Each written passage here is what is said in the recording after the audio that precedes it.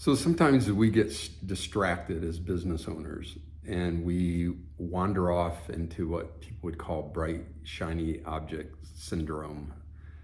And I've done a lot of exploring around this, and I just want to share today some thoughts about that.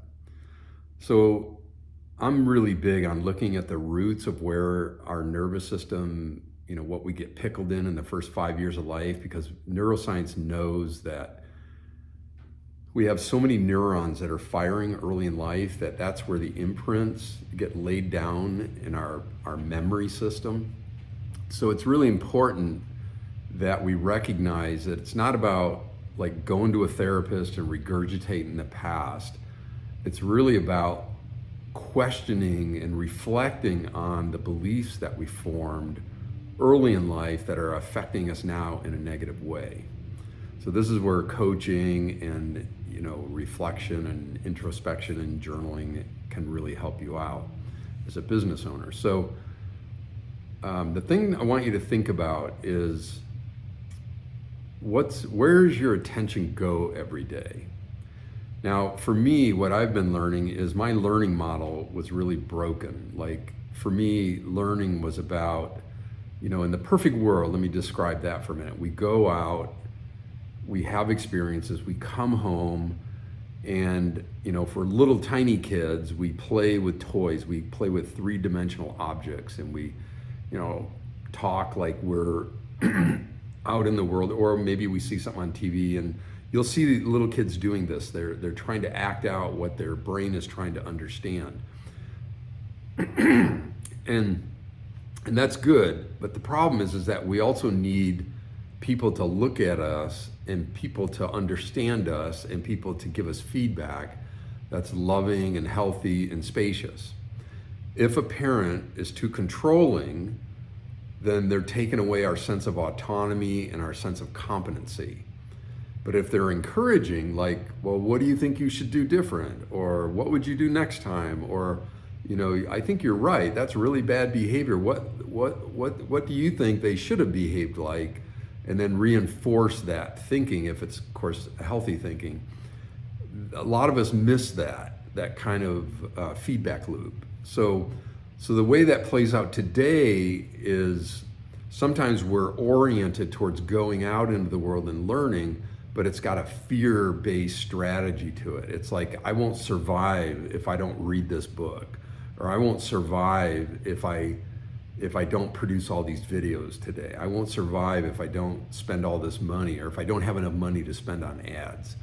All right, so that's a broken, like you're still stuck in the old model of learning. And my encouragement for you is to stop and go, wait a minute, what is my orientation? What is my perspective that I'm operating from unconsciously that's either, mobilizing me because of fear or mobilizing me because of my heart and my passion for the work that I love and do and that I feel really skilled at.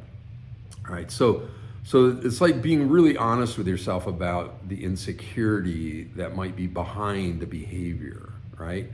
And it's very simple to fix this. What you do is you just stop and you go, like, am I in love with what I'm doing right now? And if there's a grip, if there's like, no, actually, I feel kind of contracted. I feel like I'm in my head. I feel like I'm just forcing myself to do these things. There's a pretty good chance you're not in your heart. So, the way you want to process this, or one way to process this, is just make a list and say, here's the result I'm getting. Like, I'm doing all this work, not feeling like I'm satisfied with it, and whatever else. For me, it would be, I feel heavy, I feel tired at the end of the day, I'm frustrated, I'm not getting enough, business, or whatever it might be. I list all those out.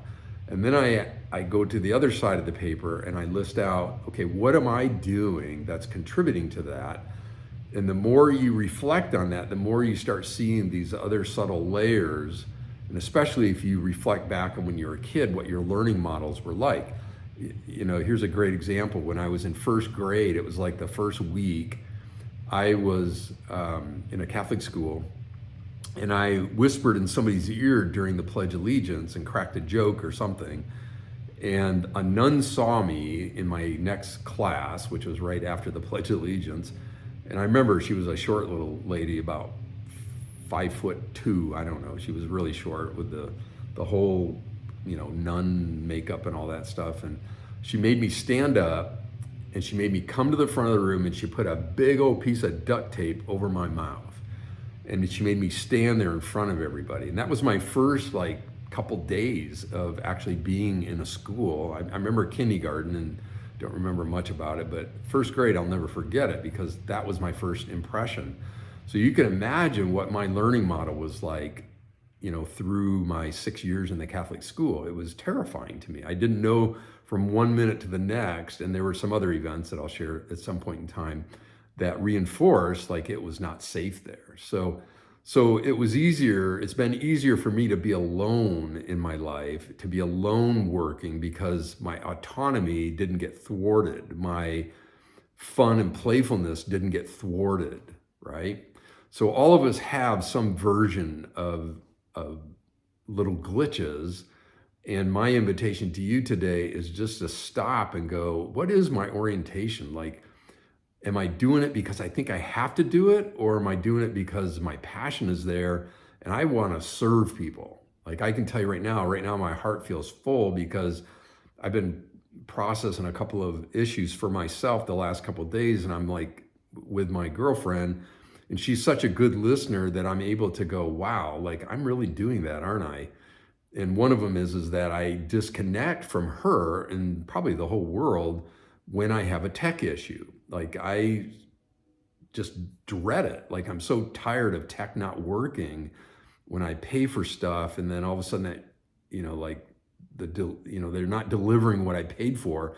And that is really frustrating to me because I don't have the time to waste on things that are broken, right? And I'm sure you probably feel the same way. So to summarize, stop and ask yourself, what's my orientation towards my work?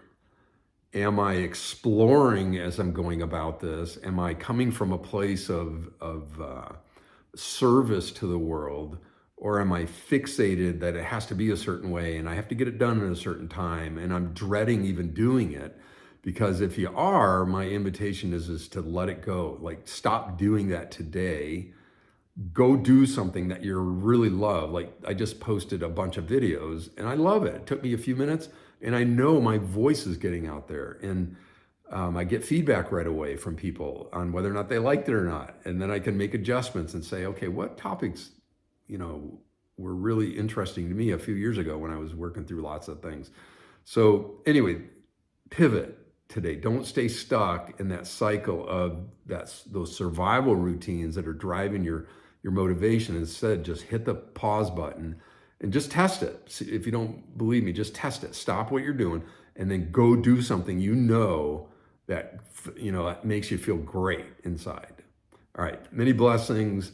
Put your questions below if you have any other questions about running your business or motivation or motivating you in your business or kind of inner emotional. My focus with you folks is that inner game. Okay, I've been told over and over and over again I should be a mindset coach. And so that's what I've done. Since the first of the year, I pivoted my business into helping entrepreneurs get their breakthroughs. And mostly because I've just spent the last 12 years, actually a lot of time before that in preparation for it, but the last 12 years really honing my skills around my own blocks and my own belief systems that were blocking me from being hugely successful. And I've watched myself continually grow every single year without fail. And oftentimes it was doing things that were counterintuitive to me, but I tested it. I was willing to test it. I was willing to experiment. My invitation to you is to do the same thing, or to have the same perspective, the same attitude, and watch what can happen. The magic will occur. Many blessings to you, and I hope your business is thriving today. All right.